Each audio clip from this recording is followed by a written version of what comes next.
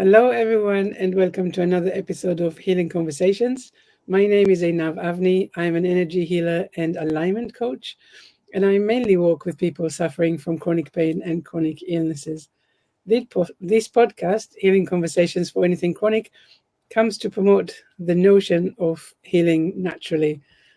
And today, with me in the studio, I have Kris Carriere. Kris, welcome. So lovely to have you here. Thank you. Welcome, and welcome to you too. Thank you. So let's get started. Tell us something about you. Uh, I guess, I'm in the same industry as you. I'm a rapid transformational therapist, which means it's a really cool style of hypnosis. For those of you who don't know what rapid transformational therapy is, we use neuro-linguistic programming, cognitive behavioral therapy, psychotherapy, and we're combining it all together for like a uh, powerful technique to help people through anxiety and stuff like that, depression, PTSD, whatever they've got going on. So I do very much the same things you do. Right. And so tell me where did it all start? What was the beginning? Oh, geez. Well, for me, the beginning started years ago when I started to train through Tony Robbins and, all of the big names back in the day. About 4 years ago, however, I ended up with a life-altering event that, it changed everything. In fact, for a long time, I didn't even believe in hypnosis, which is what I do now. I hypnotize people for a living, right? And I didn't even believe in hypnosis. I was so fearful of it that I thought, oh my gosh, why would I ever do this? They're going to just implant something in the audio for me to give them my bank account information and all of this stuff, right? Like I really thought that's what it was going to be, that they were just going to take over my life and make me do something that they wanted. But finally, what happened 4 years ago, if it's okay that I go on, 4 years ago, I passed away. I'm still here, so I came back. But, I suffer from multiple sclerosis and Crohn's disease.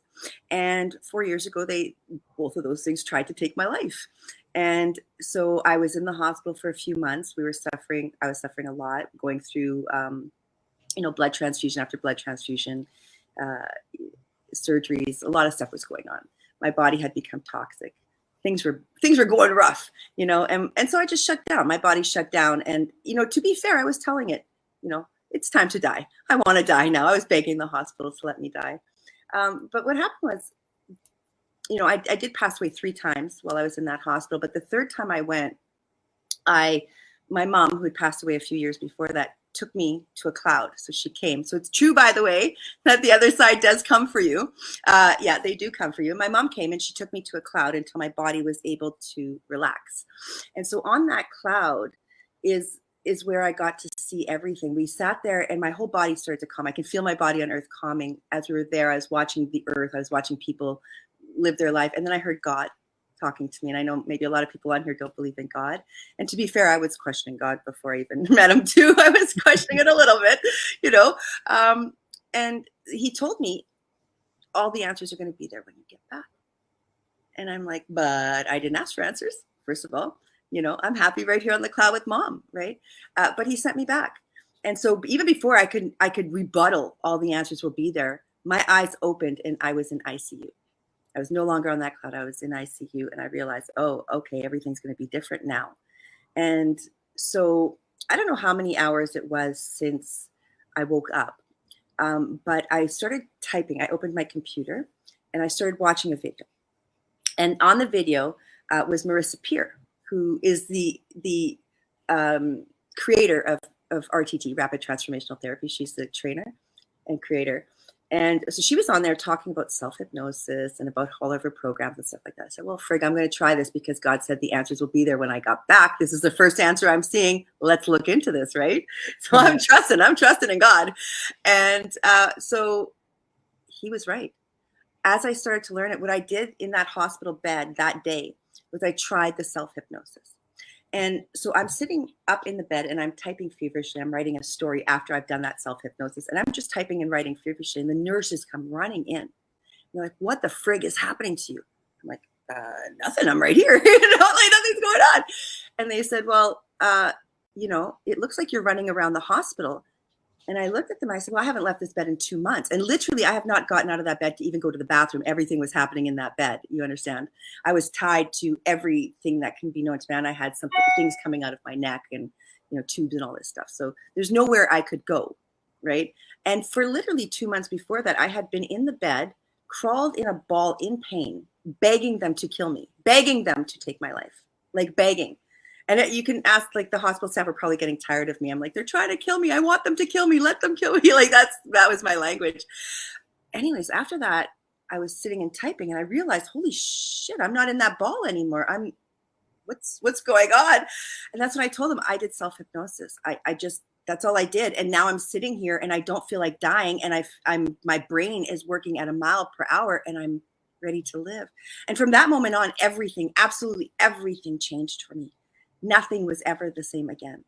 And so directly when I got out of the hospital, I started to train for rapid transformational therapy. I, first of all, took my own sessions so that I can heal myself. And then I became a therapist. Because listen, I've used therapy before in my life and it never worked.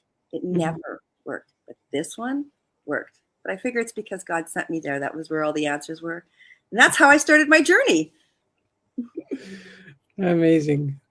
It's really is interesting, right? To hear you tell the story, from the other side, from when you came back, when you started finding, these answers, and also now getting some glimpses of life beforehand, and these 2 months being in bed in a ball in pain and wanting to end it all. This is such a transformation, right? This is such a change in everything. Mm-hmm. And it was a change in my entire personality too. I went from being that grumpy person who, and I know you guys know these people out there, the one who purposely goes to make your day ruined. That person, that's who I was. My day wasn't complete unless I ruined at least 5 people's day that day. You know what I mean? Like, that's who I was before. I was so angry and so grumpy with the world and with life, and so miserable that because I had been blind, I had been paralyzed, I had lost my dream jobs. Like, I used to be a reporter and stuff like that was my dream job. I thought until I got this one. Now I'm realizing, oh, I was always meant to be here, right? But I lost everything. And so anger, like major anger had set in. So I was like a really horrible human being prior to that. And then all of a sudden, God touched me and everything changed. And now, I mean, listen, it took about a year for me to get rid of that anger and the misery and all of that stuff through the therapy. But now I wake up and go to bed with a smile. I annoy people so much because I smile so much and I am so happy all the time now.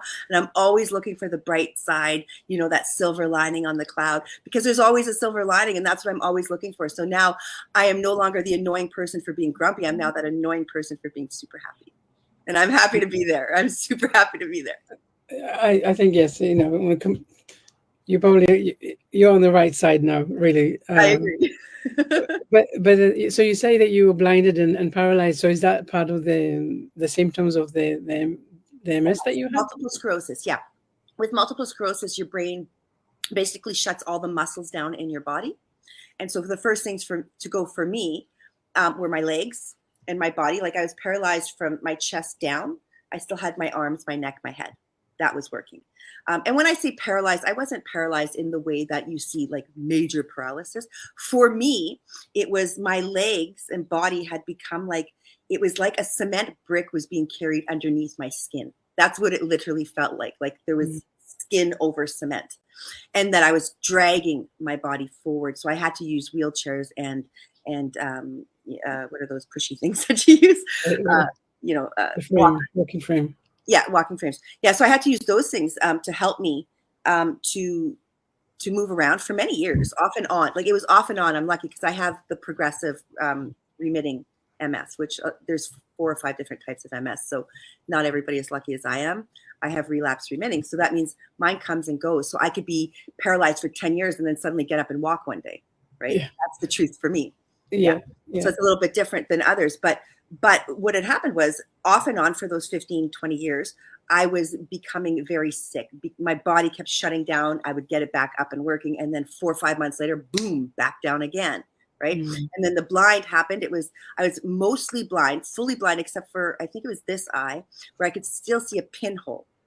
just a pinhole, and I can sort of see shapes, but I couldn't read or anything of that nature.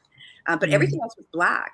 And I tell you what, the black you get when you're blind is fabulous. It's fabulous. I know this is off topic, but it was the most peaceful darkness I've ever been in. It was like there was a gold shimmer behind the black that was so peaceful, so loving, that I actually enjoyed not having my sight.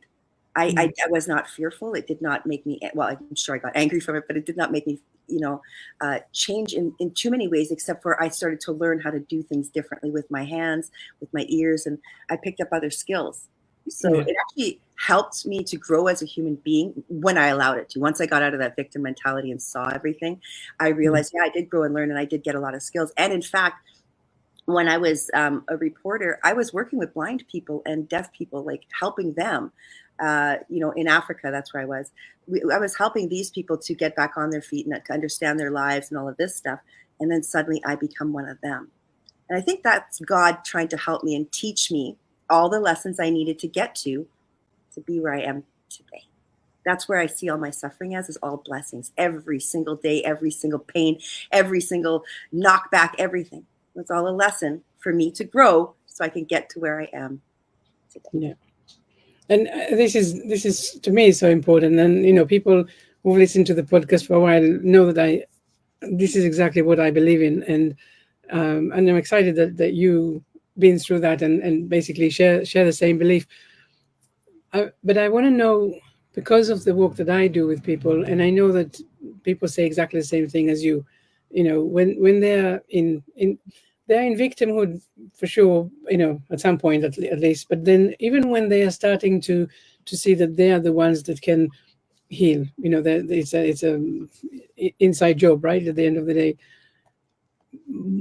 what are some insights that you can share with people like that to help them see that they have the power and not to give up and to just try and come out of this state or stage like you going through? Sure. So listen, getting out of that is going to be the hardest battle you ever do with your life. However, it all stems from what's up here. Ideally, I realized 15 years too late that my mindset was what was keeping me sick. It wasn't the illness. Yeah, I have multiple sclerosis. Yeah, I have Crohn's disease, but they don't have me anymore. Why? Because I changed my mindset. I went from, listen, when I got diagnosed with MS, I said to the world, I said to myself, I'm going to be dead in 2 years. I know it. Like, life's over. I'm going to be dead. I'm just broken goods. It's over. And that was my mindset from that day forward. That's what I believed. I believed it was over. I was never going to be repaired. And so what did my body and mind do? Well, it gave me exactly what I was believing I was worthy of. And so every time I would get sick and the doctors would give me new medications, I would say, oh, well, this isn't going to work for me. Nothing ever works for me. Guess what happened? It didn't work for me. Nothing ever worked for me. Why? Because I believed it. I believed nothing was ever going to work for me. So I was setting myself up for failure that entire time. But once I learned the power of our mindset, once I learned your everyday thoughts are killing you. They're either killing you or they're saving you, right? And in my case, they were killing me.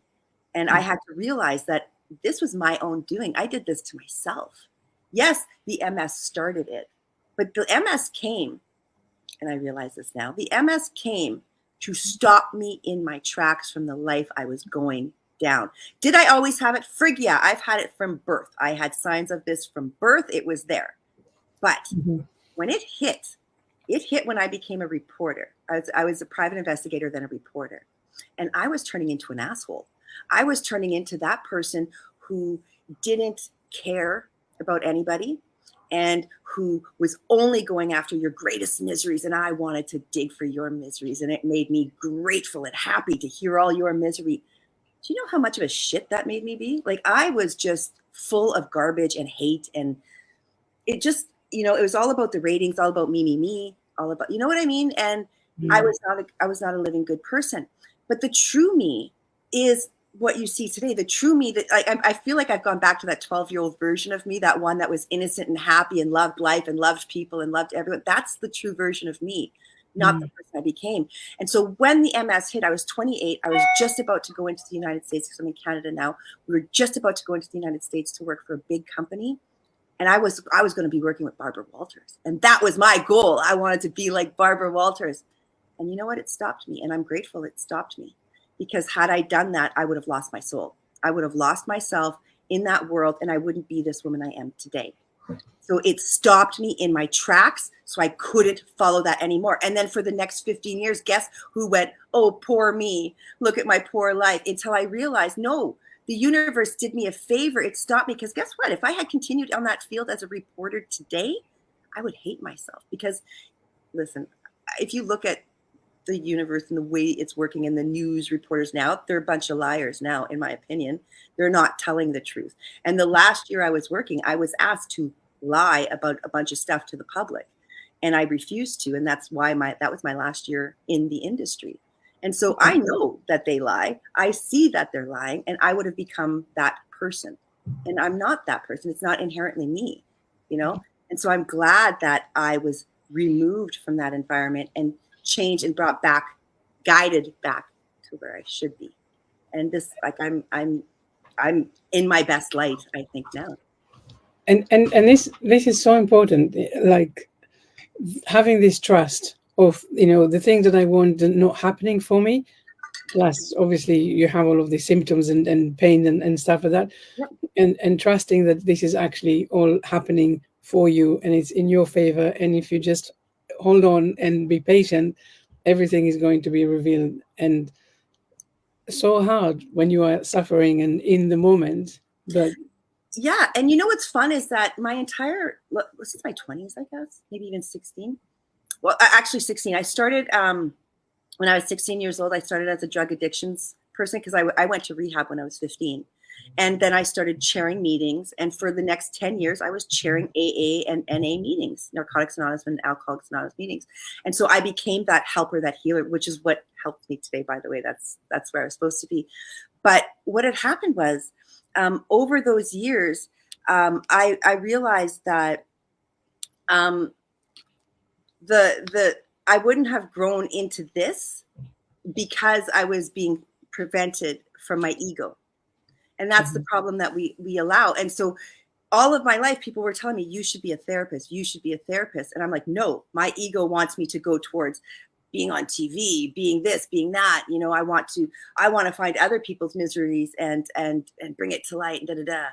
And in fact, that was ego. That was ego. And I learned that when we lead with ego, we go down the wrong paths. And as soon as I let that go, that's when I hit where I was supposed to be. The exact thing other people saw in me my whole life, that I should be a therapist. They saw it. I didn't.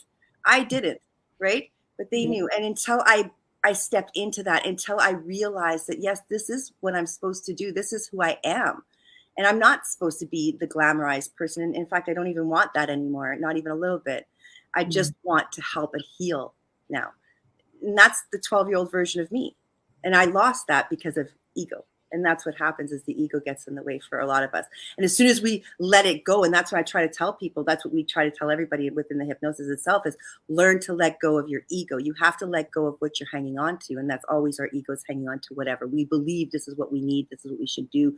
And that's why you're failing right now. That's why you're failing, is because you're letting your ego take hold. Exactly. When the ego leads, it can be a good thing, right? Because it's all full of fear and deception, really. It is. But tell me, you mentioned dying 3 times, right? When was the other 2 times? So it was all in 2019.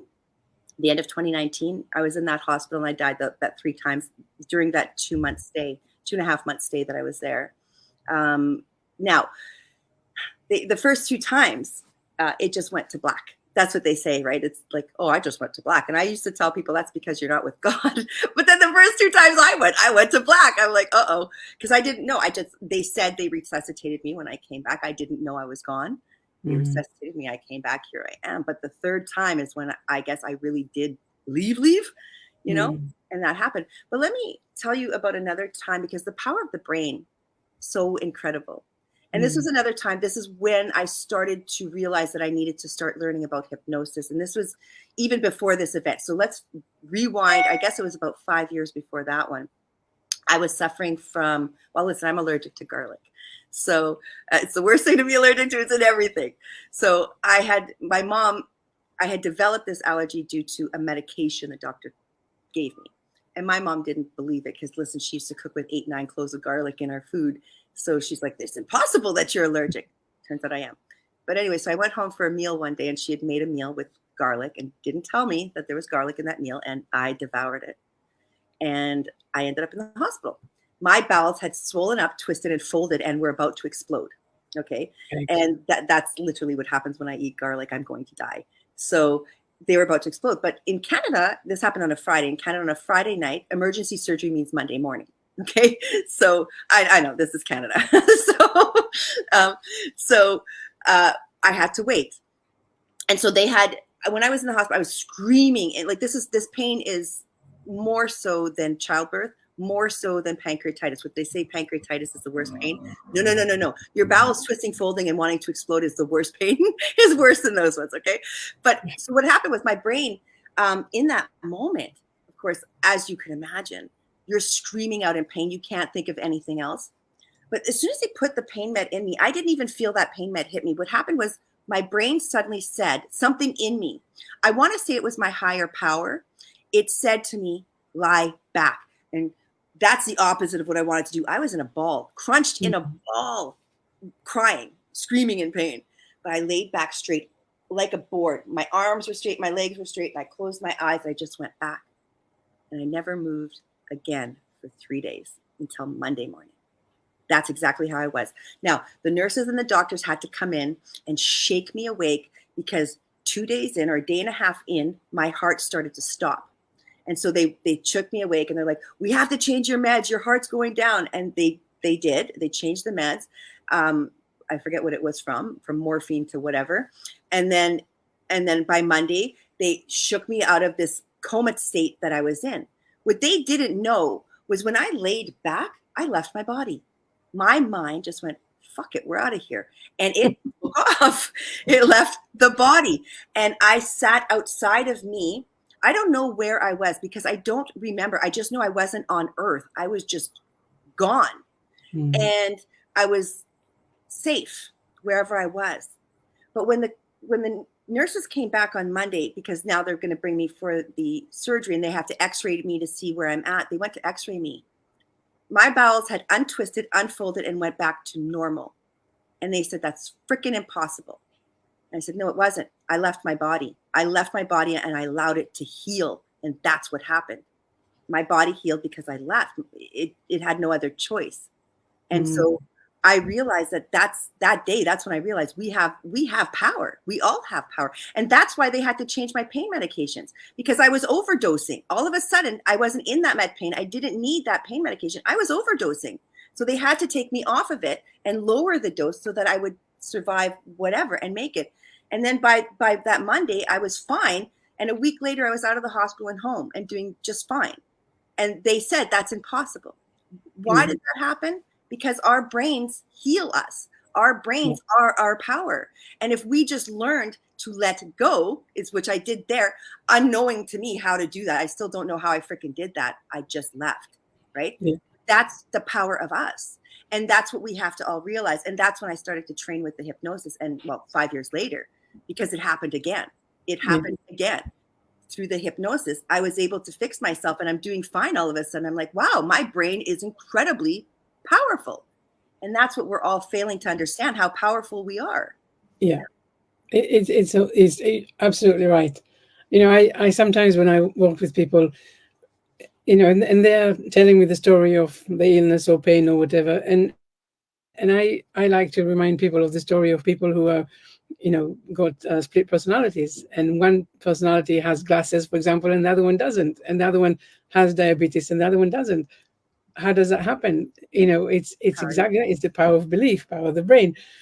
It really is so incredible. And I want to go back to your then the third time, like you say, when you died and went up with your mom and met God, how did you understand? I mean, other than God telling you that the answers are going to be back, how did you understand that you're coming back will be different? That you will, I mean, I don't know. I have the feeling that you knew that it's going to be, that you're not going to be the same as when you went up, but maybe I'm wrong. It was pure instinct. It was like he put the answers in me when he said the answers will be there when you get back. He put, I would let me rephrase that. He didn't give me the answers. He took away the fear. He took away the fear. And when the fear was gone, that's when I started to open up all roads and start to reach for the answers that were always there. But I kept pushing them away because of the fear. Once he removed that fear from me and I came back to earth, because now I'm coming back and I'm realizing, well, God didn't want me. It wasn't my time. So obviously I'm still here for a reason, because he told me, you're going back. This is not your time. And he didn't take me to heaven. He only brought me to a cloud. So I was not upgraded to that other side. So I knew, guess what? I'm not there yet. It's not my time yet. But he took the time to come and say to me, no. And he took the fear away. And when I came back, I saw everything and it started to unfold. And I guess that's where the cloud left. There was no more cloud over my eyes anymore. I got to see everything bright and clear. And it turns out that my entire life, like I have been an empath. I've been an empath my entire life. I'm a clairvoyant. I've been this my entire life, but I shut it down when I became that reporter. I shut down my abilities because it wasn't serving me in that world. Now, God opened it all back up to me. And when people say that these things come from the devil, no, they do not. Hypnosis does not come from the devil, nor does clairvoyance, empathy, or empathic people, or any of these skills that we all have, because we are made in God's eye, right? And so to me, I see that as all of my abilities are now being open to me, and more so I have more and more abilities. The more I let go of my ego and what I wanted for myself, the more I see myself becoming the person God always meant for me to be. And I learned, actually, on the other side, he didn't say it, but I instinctively knew it. The only reason why humans are on this planet is to be love, show love, and share love. That's my platform now. Be love, show love, share love. That's the only reason why we're here. I knew it when he was talking to me. I kept hearing that. Be love, show love, share love. Be love, show love, share. I kept hearing it. When I was with my mom, when I was looking over the earth, be love, show love, share love. That's all I heard. So I knew when I came back, that's what I had to be. And that's what I changed into being. Now, can I be a grumpy puss and be mean sometimes? Frig yeah, I'm still human. But I'm not what I was before. And I let that empathic part of me, the empathy, out now. I don't hide it anymore.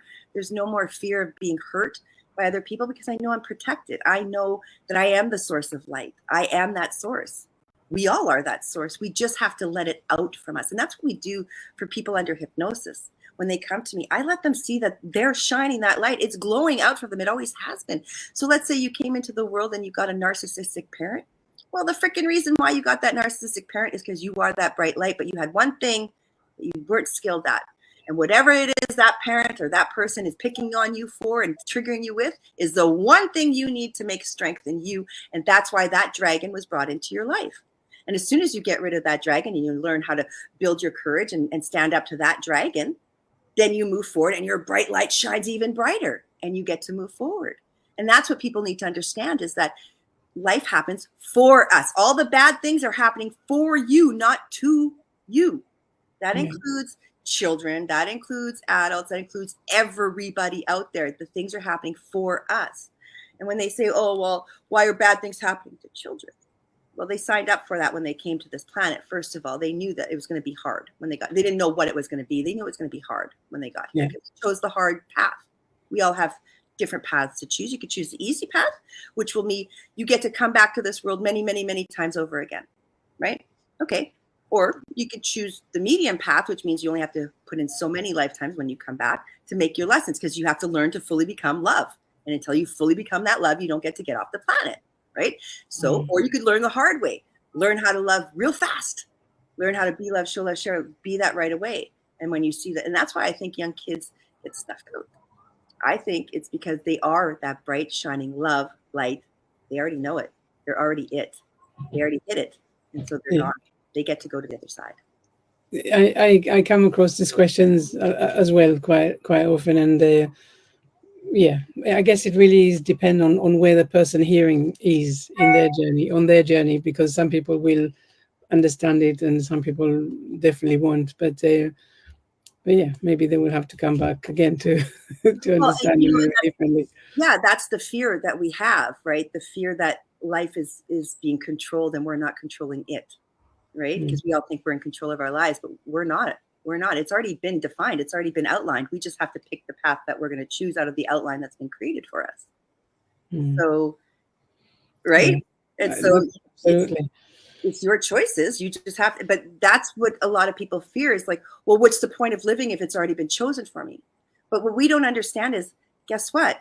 The path to greatness has also been chosen for you. Not just this crap that you're living right now, but the path to greatness. It's just you're choosing the road to the crap you're on. You're the one choosing it because your limiting beliefs, which you believe in yourself, and what you believe is not available to you, right?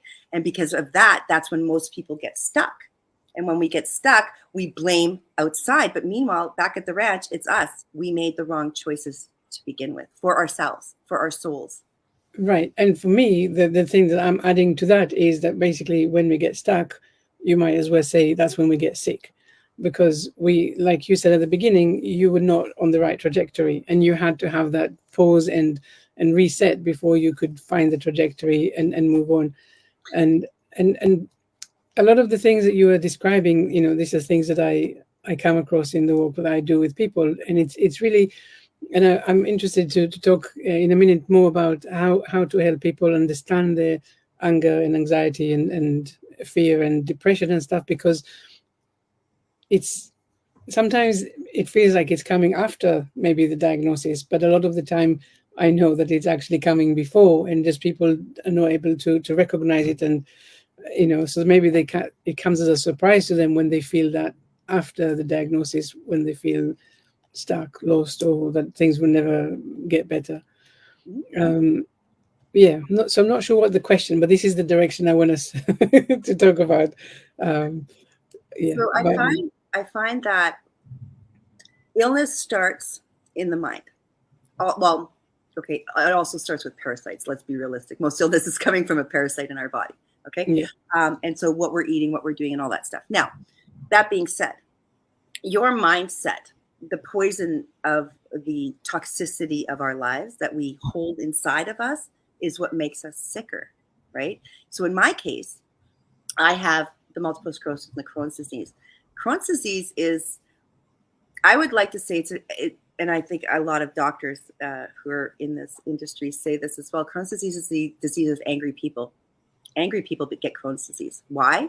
Those are the same people who shove their issues down into their gut and hold it down there. And that's what I did. I held my anger inside and it was seething from my stomach.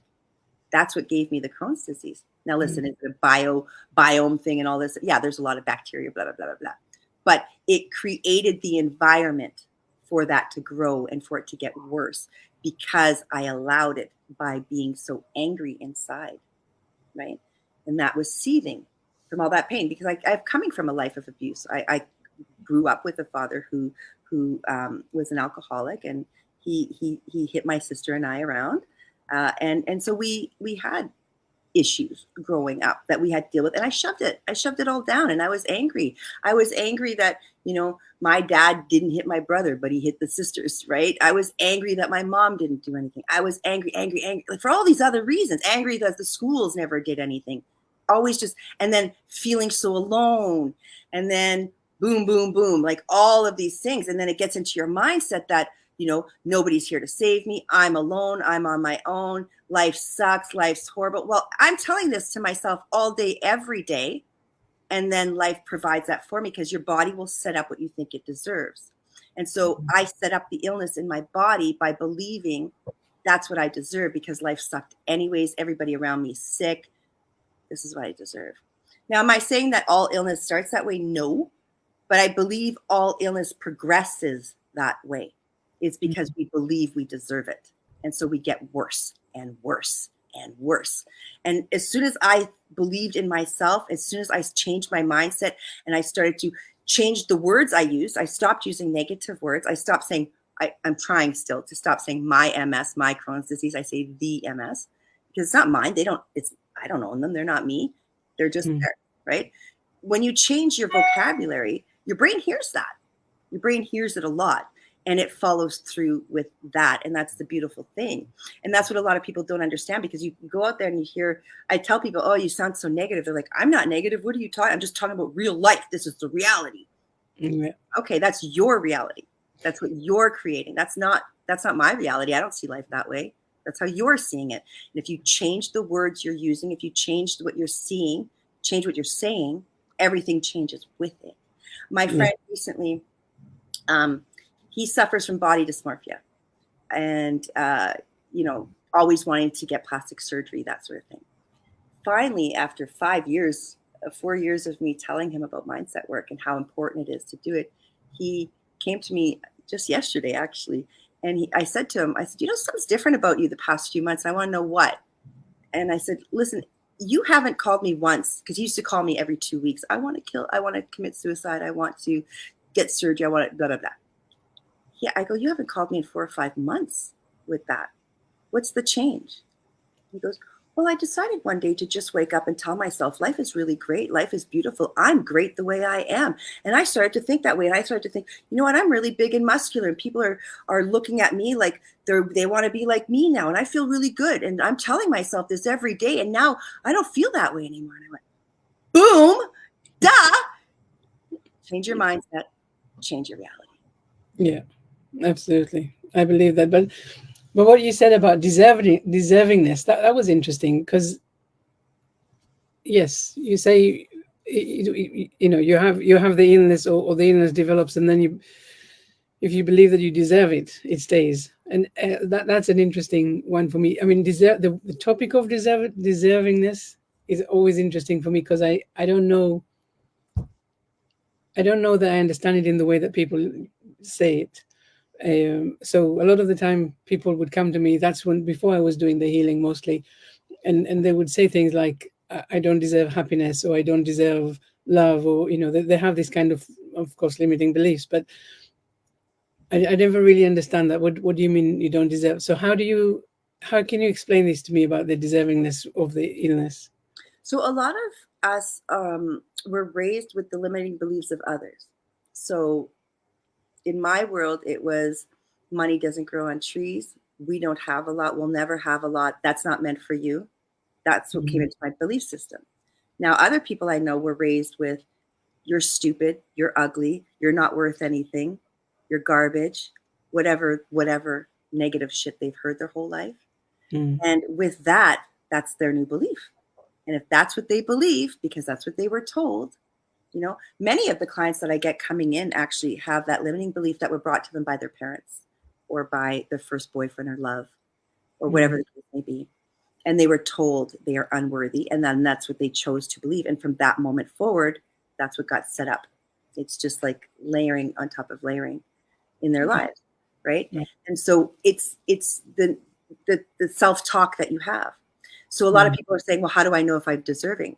Well, find out what you're saying to yourself. If you tell yourself, I'm ugly, I'm stupid, I'm wrong all the time, I'm an asshole. If you're saying all of that stuff to yourself, if everything you say to yourself is negative, at least 70% of the time, then you don't believe you're deserving of it. And that's why you're not manifesting anything. That's why things aren't working out for you. That's why negativity keeps coming towards you, because your brain thinks you want more. And so that's what it's going to set you up for more of. And that's what people don't seem to understand. And so what we believe we are worthy of, like when I got sick, I figured, well, MS, okay, Crohn's disease, okay, those, you can't fix those. I went to the disabled people and they told me, you can't fix this stuff, so you're on lifetime disability. Oh, huh? Okay, so now in my mind, I'm a lifetime disabled person. I'm not worthy of a real job. I'm not worthy of love. I'm not worthy of relationship. Because let's say I was born in the 70s, and in my generation, unhealthy, sick, paralyzed people, blind people, they weren't treated well. They weren't given the same respect that we are now giving them. And so that's what was my belief. It's like, okay, I'm a nobody now. I'm just going to be that person in the background, and that's what I deserve because that's what I was given. But that's not true. The reason I was given this was to slow me the frig down so that I could change myself. Right. But that's not what I see. Because when you're in that poor me mentality, when you're in that victim mentality, it's so hard to see that life is helping you. It's doing this for you to get you to man up, to fight that dragon that you've been saying you want to fight, but are too afraid for. And a lot of times, every time we get knocked back, that's literally what it was, is that the dragon that we were asking to fight came in front of us, and then we got fearful of it and we got knocked back. Mm-hmm. But you asked for the dragon. You asked for courage. You asked for happiness. You asked for love. Well, it's bringing you the stuff that you failed at in the past, or that was going to be a problem for you in the future. It's bringing that to you right now to see if you're worthy, if you believe you are worthy to get past it. Mm-hmm. And that's where you have to stand up and say, yes, this is for me. I am not that person anymore, that person back there. This is who I am today, right? And that's the hard part, and that's where hypnosis helped me. Because listen, I wouldn't have gotten here without rapid transformational therapy. I would not. I would have been stuck in that big. I probably would be dead by now. I believe that, because I wouldn't have tried to save myself, and I just would have let it get worse and worse until I finally passed away, right?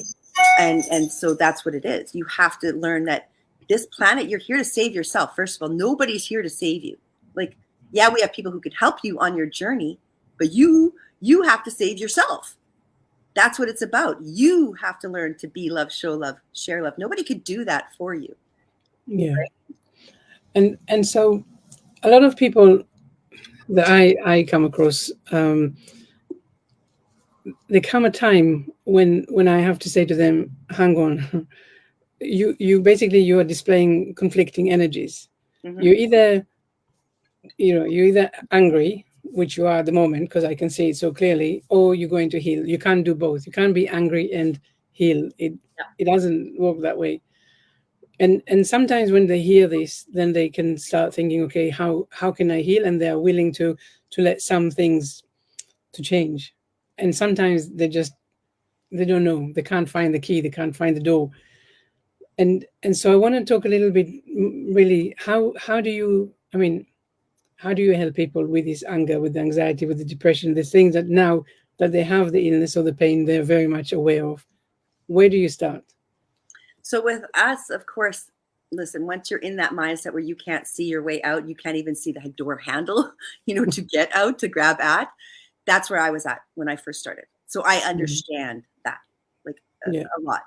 And so what we do is, when I see them come in, we start off with hypnosis. I don't even bother with talking to them first. Well, I get the intro. We find out what they think the problem is going to be. Okay.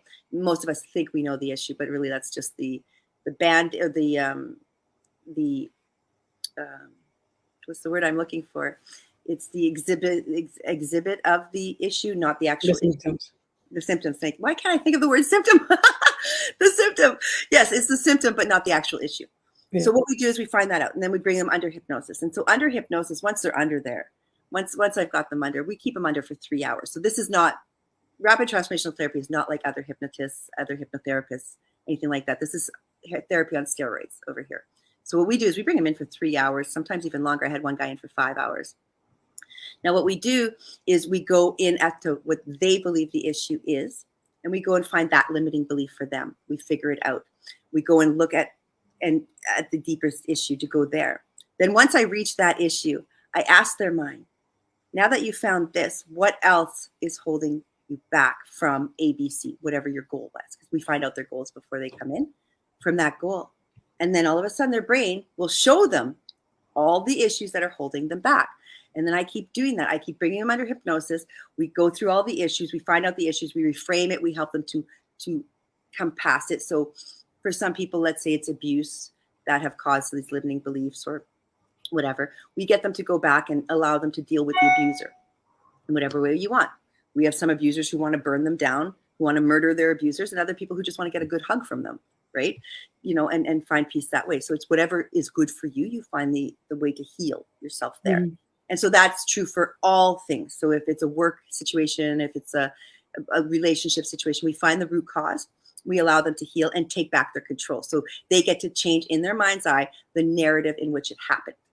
Okay. So if, let's say you were with a narcissist, you weren't allowed to say anything. You go find out why that narcissist was there, first of all. Find out why that narcissist is there. So what was holding you back? Why did you call that narcissist into your life? Why were they there?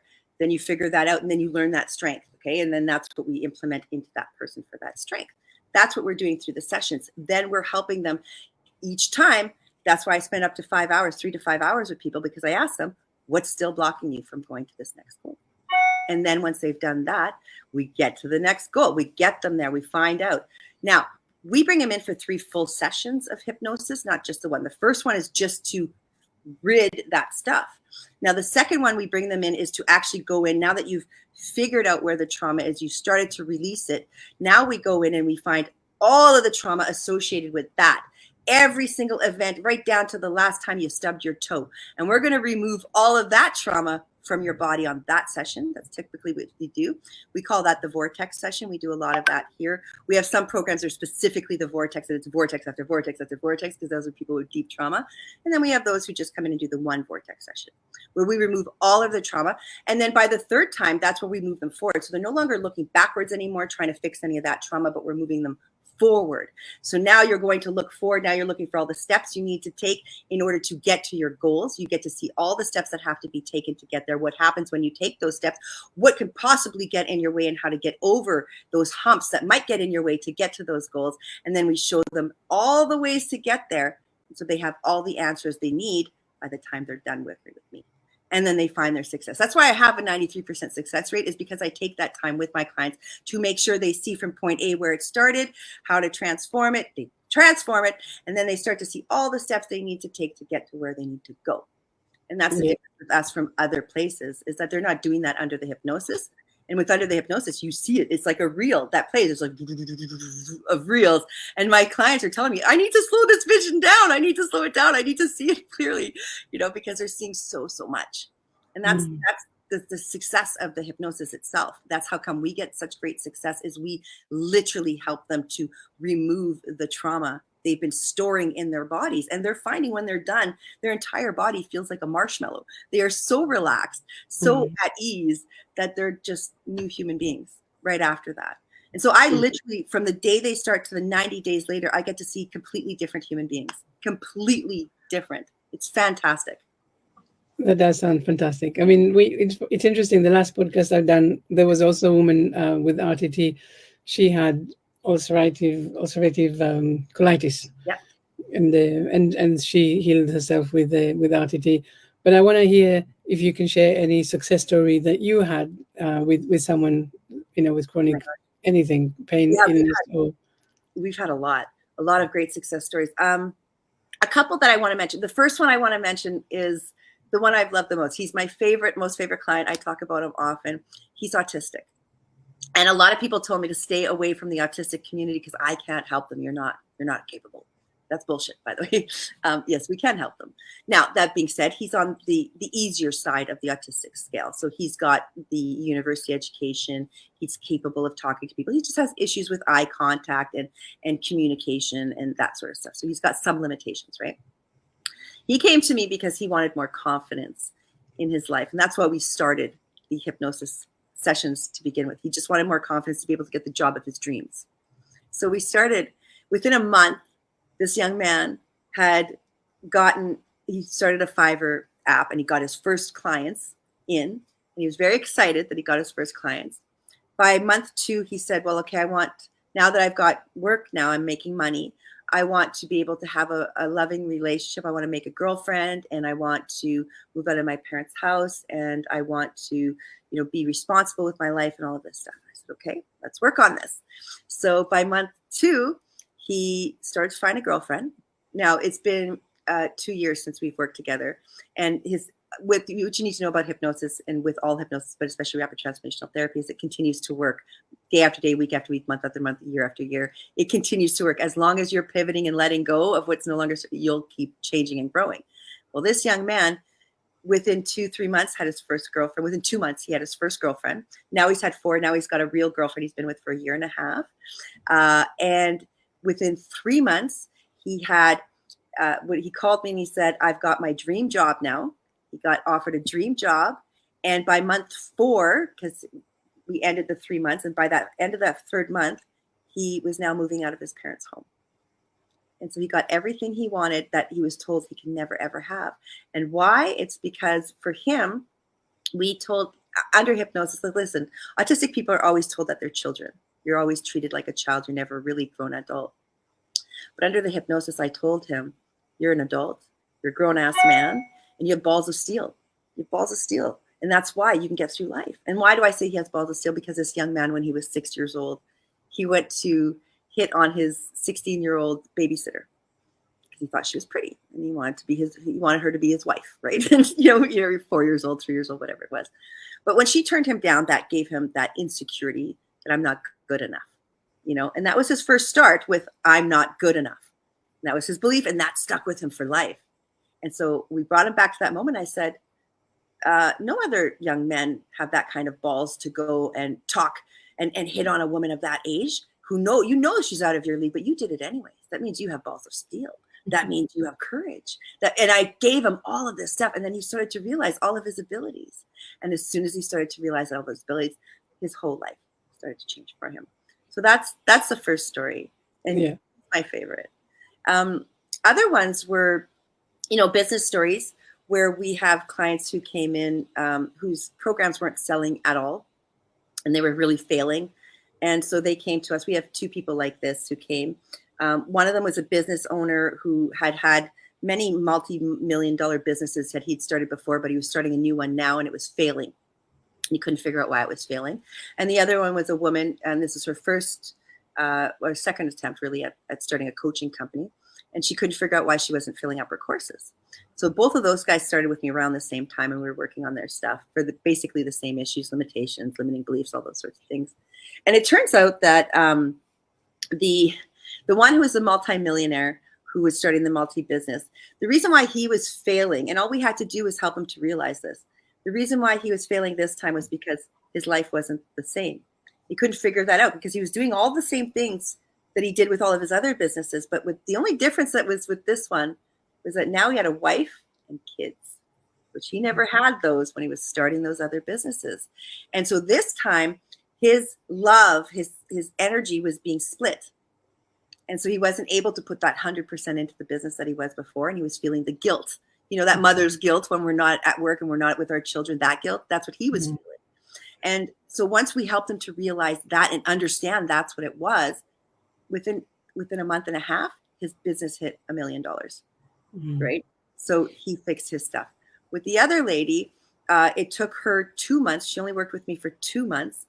And her business started to sell out after the month and a half too. So both of them, it took about a month and a half before their businesses just started to skyrocket. So within a month and a half, she started to sell out all of her courses and her programs, and now she's thriving. Then she sent her husband to me to get him to work on stuff, and now he's doing real estate and he's thriving. And so those kind of things, and it's all literally changing mindsets and realizing that there are certain things that do stump us in life sometimes, and that your brain goes, oh, how do I get over this? And it holds us back, and until you understand how to get past that. So these are just people who had simple things. Now, do we have people who come in with deep traumas? Yeah, I've got people who come in with, who've been severely abused as children, sexually abused and so forth as children. So we're working a lot with them, and they come out on top and powered, and they lose their anxiety. So their anxiety is dropped by 85%, all of these sorts of things recently. And he's going to be the first one on my TV show. We've got a TV show called The Vibe Vault. It's coming up. It's starting on August 21st. He's the first one who's going to be on that show. This gentleman, he took an axe to his arms to try to take his life.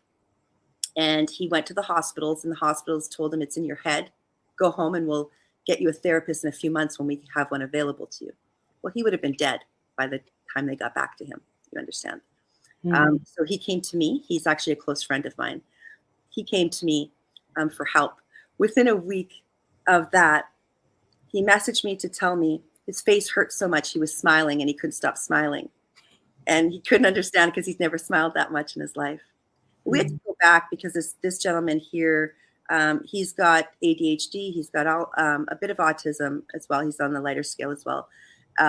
And he's got, all those limiting beliefs that cause him to try to take his own life, that sort of stuff.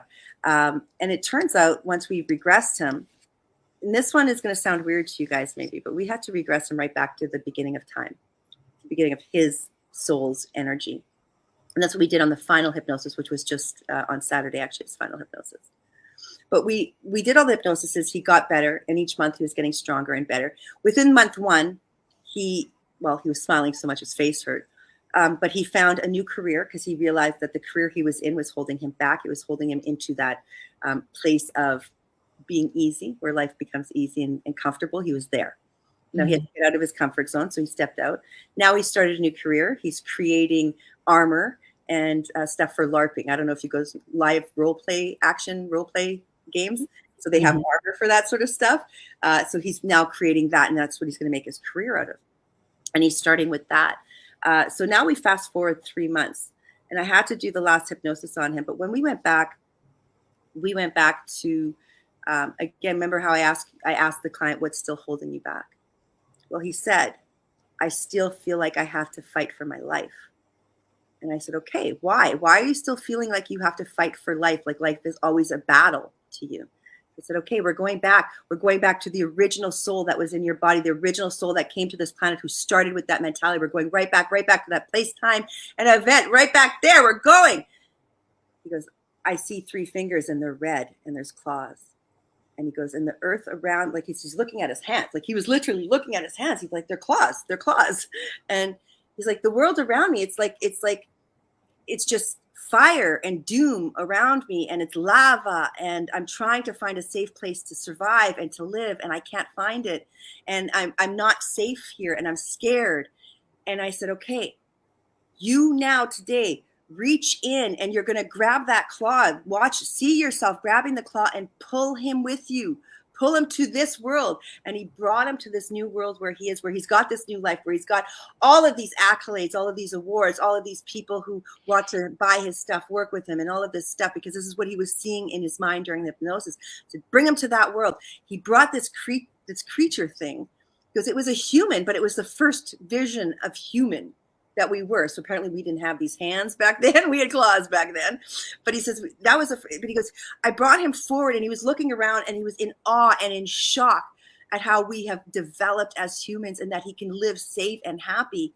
And then when he brought him to this world, and he gave him a place, and we merged them together, I merged all of the old souls, all of those souls that were thinking they still had to be in battle, that they were frightened, that all of that stuff, we merged them all together into this version of him now. And when he opened his eyes, he goes, I have never felt so much peace in my life. And everything, all of that anger, all of that fear, all of that anxiety that he needed to feel safe, dripped, gone right out from him. No longer there.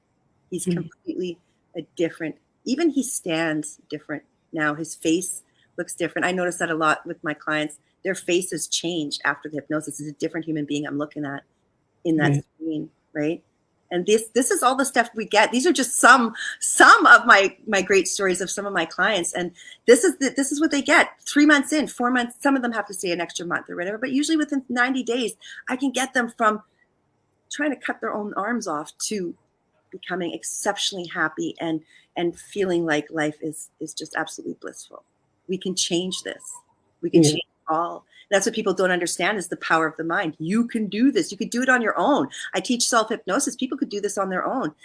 It's a little bit harder. It's going to take a little bit longer than if you came to me, but you can. We can all do this. We all have the power. It's all in us. It's inherently in us, right? Yeah.